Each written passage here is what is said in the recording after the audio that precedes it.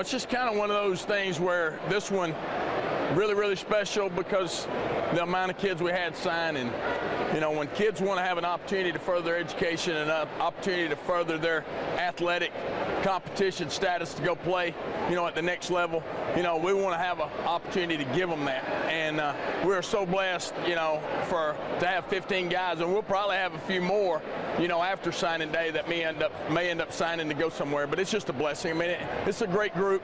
It was a group that I thought matured as leaders, as the year went on this year. There was no doubt about their athletic ability, their competitive edge, but I thought the key that they learned that's going to help them in the long run is how well they became leaders.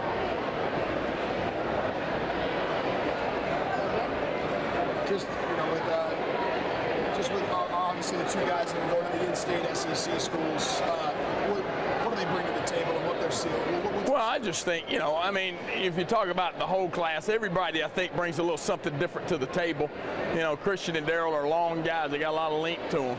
I think in today's game, you're looking for athletic guys that have length, guys that can cover grass, guys that can cause problems on the defensive side of the ball, whether it's on the perimeter or rushing the passer. So I think that's kind of how the game has changed because everybody's playing from sideline to sideline now. So you're looking for those guys that can be disruptive as far as not allowing those things to get on the perimeter. So, and both those guys are real athletic players.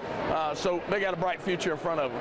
Also, Bradrick, too, going. Yeah, Bradrick, going to be awesome for him. I mean, I always thought of Wisconsin's kind of like running back U. They've always had some great players, of course, Melvin Gordon and, guys that have come through there. And he's going to have an opportunity. And he's a special kid who understands the game. He's a great kid with great character. After all the things that he's been able to do, the last 2 years and all the touches he had, he never turned the ball over, never put the ball on the ground one time. And, that's a great attribute to have as a running back. And I'm looking forward to watching him play on Saturdays. Also happening for Justin, too. Yeah.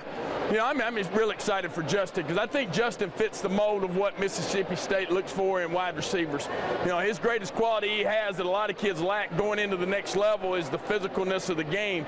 A lot of guys can play the speed of the game. They can catch balls, run routes, make all these acrobatic catches. But when you go to a program like that or you're in the SEC, you better be able to block.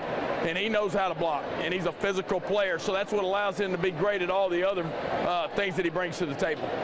How important is it for you to convey to these kids that the real tough stuff maybe starts now? I know they worked hard at Hoover, but now they have to continue. Yeah, but we'd like to think the way we build our culture around here to a point to where it's not a culture shock for them when they get there. Of course, it's going to be another level. I think the biggest thing that you got to do when you go into the next level is you got to be humble enough to know that, hey, look, I haven't reached my potential yet. I haven't reached the limit of where I want to be. And if they'll go in there every day hungry and humble, then they'll have an opportunity to reach how far they want to reach. Now, if you go in there and think you know everything, or you go in there and think you're at the same status you were when you left high school, it's a wake-up call now. So, but I think our guys understand that. So, and they've always been hungry and been very competitive.